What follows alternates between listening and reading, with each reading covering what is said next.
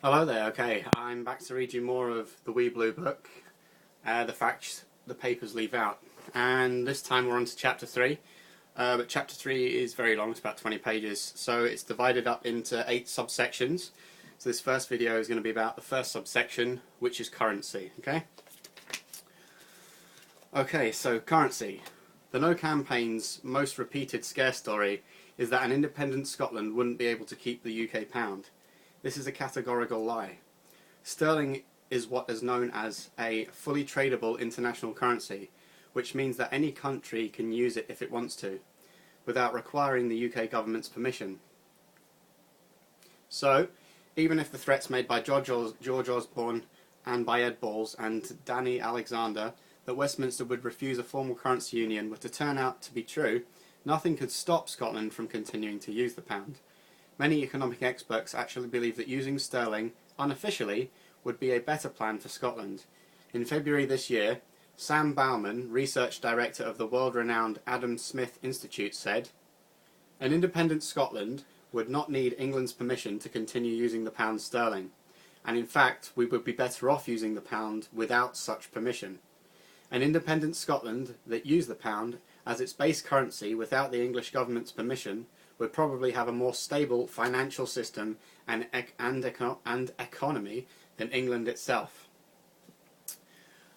End of quote. Professor Lawrence White of the Institute of Economic Affairs agreed. Professor Lawrence White of the Institute of Economic Affairs agreed, noting that while informal use would leave Scotland without a national central bank, such an arrangement can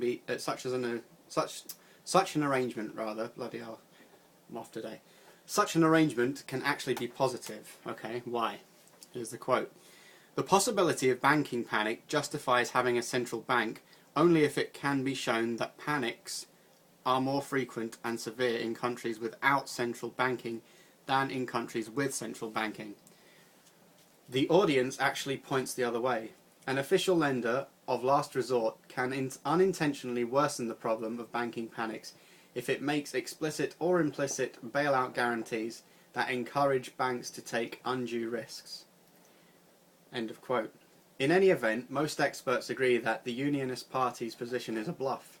In March 2014, Janan Ganesh of the Financial Times and formerly of The Economist, who also wrote a biography of George Osborne in 2012, told the BBC's Sunday Politics that, "If the Scots vote for independence, of course a deal will be done on the currency, because it's not in London's interest to have a rancorous relationship with Edinburgh." I almost didn't know that word when I saw it there, and I had to split it up very quickly in my head. Rancorous relationship. Okay. He was commenting after an unnamed UK government minister told The Guardian, quote, "Of course there would be a currency union." End quote. A few days later, the University of Glasgow's Professor of Economics, Anton Muscatelli, a former consultant to the World Bank and the European Commission, a current advisor to the House of Commons Treasury Select Committee on Monetary Policy, and former chair of an independent expert group for the Kalman Commission on Devolution. That's a really long title, I've forgotten his name already. What was his name again? Anyway, Anton Muscatelli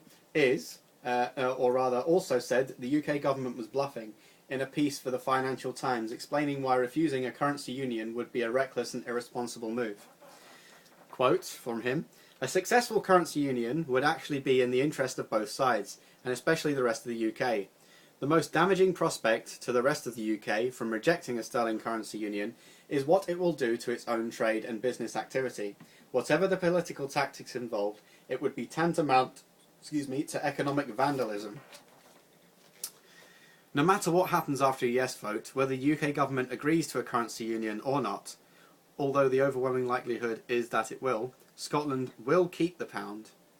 Because of the nature of sterling, this is one of the few aspects of the debate which can be absolutely, unequivocally guaranteed. Guaranteed, don't say damn, but just read that last sentence. Because of the nature of sterling, not Raheem Sterling, who's an amazing football player, the pound sterling, This is one of the few aspects of the debate which can be absolutely unequivocally guaranteed. Okay, that's the end of Chapter 3, Section 1, Currency.